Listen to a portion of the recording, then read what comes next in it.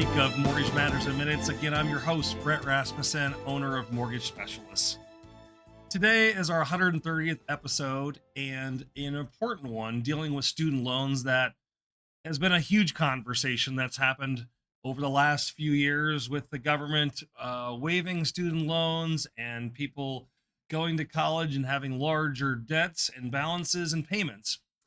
But before we get into that, I wanted to say, hey, thank you all for checking us out. This is our 130th episode, and we come to you each and every week. So if we take 130 divided by 52, comes out to be exactly 2.5 years of us recording Mortgage Matters in Minutes here, coming to you live from Mortgage Specialists. So I want to say thank you for checking us out. And if you like the material or you want to know more, please hit that subscribe button here on YouTube, and you can get great information each and every week that's short and concise. We don't like to go much longer than 8, 9, 10 minutes and try to get you the accurate information as possible. So today, let's talk about how to obtain a mortgage while having student loans. And this is a big question that comes up very regularly among our college graduates, or even those that start and take out some student loans and don't really have an idea of what their payment is going to be. And I think that's usually the biggest challenge we run into. And today I'm hoping that this video gets out to the younger generation, but also the parents of the younger generation, to educate individuals on, if you're taking out a debt, to know what that payment is going to be and what your obligation is and for how long. So many fear they can't qualify if they have a lot of student debts.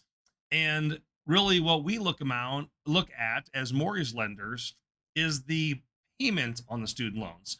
And I know most individuals with any debt that they take out are concerned with the balance and how much they owe and how much time is left on that particular balance. Unfortunately, as mortgage lenders, or fortunately, however you want to look at it, we as mortgage lenders do not care about the balance on any of your accounts to a certain extent. What we're mostly concerned about is the monthly payment. So student loans are treated just like any other debt, whether it's a car loan payment, a minimum credit card payment, a mortgage payment, a finance company payment to maybe a store or something like that. Your car insurance is monthly payments. So when we look at mortgage loans, we always go into a monthly amount. We calculate your income per month. We look at your debts because they come out per month, whether it's rent or whether it's cell phone bills or health insurance, any of those items, we look at them monthly.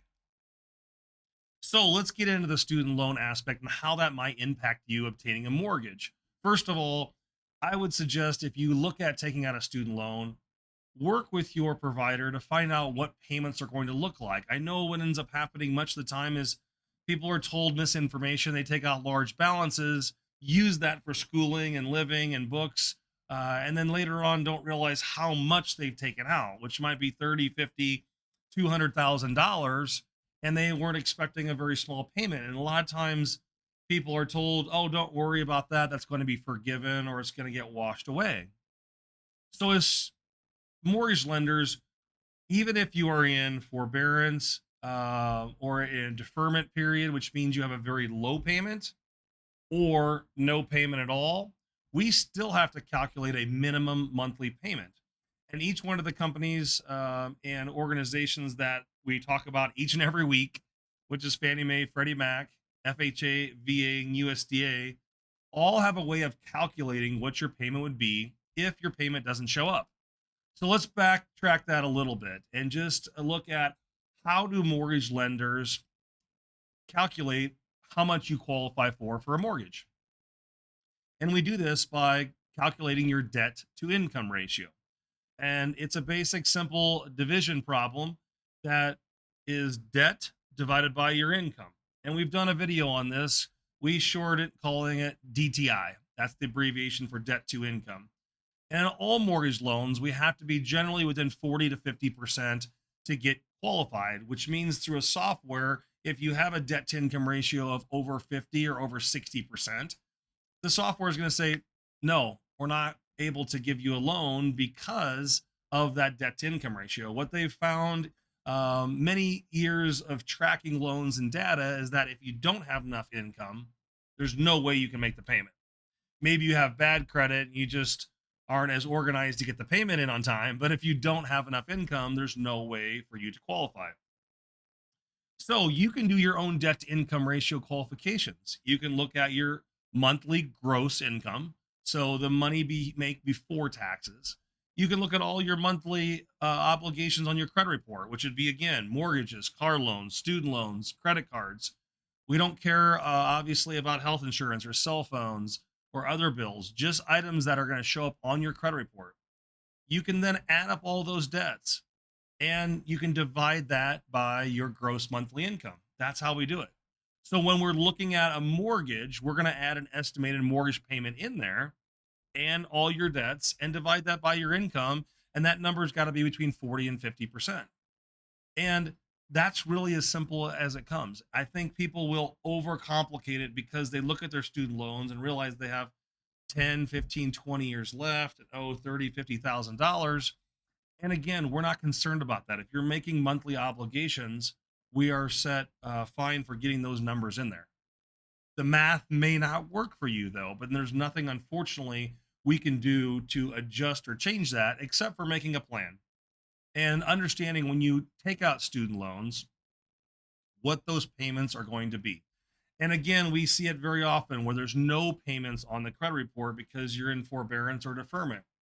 For Fannie Mae, they're going to use generally a 1% of the balance. Freddie Mac will use a 0.5% of the balance for a monthly payment. And as we go on, FHA uses also a 0.5%, and VA does a different formula. That's 5% of the balance divided by 12 to get a monthly amount there as well too. So if there's not a payment showing up in the student loans and you don't make a payment, that can be challenging in regards to getting a mortgage because we still have to count a monthly obligation in order to get you qualified. So any experienced mortgage professional like ourselves can help you sit down, calculate your debt to income ratio before completing a full application. And generally, that's what we call a pre-qualification, just to look at, hey, do the numbers make sense? Are we close? Or if we're not close at all, you can only afford another $300-400 in your debt to income ratio. That might not allow you to purchase a home that you want. And why get a credit report obtained and that situation if you know the math is not in your favor? So again, higher student loans balances do not disqualify you at all from a mortgage. It's all going to be affordability. And we know right now with inflation, everything has gone up expensively and income hasn't kept up with the cost of goods. So it does make it more challenged with our students that are coming out of college and having higher debts, lower income might take a little longer of time, but with a plan, you can definitely get there. So if you have any questions, you can contact us anytime. Send us a message here below, reach out to us in the office. And I know many of you have. We appreciate all the calls, emails, and comments, and love to see you again here next week for another episode of Mortgage Matters in Minutes. I'm your host, Brent Rasmussen. Have a great rest of your week. Mortgage Specialists. Driven, trusted, reliable.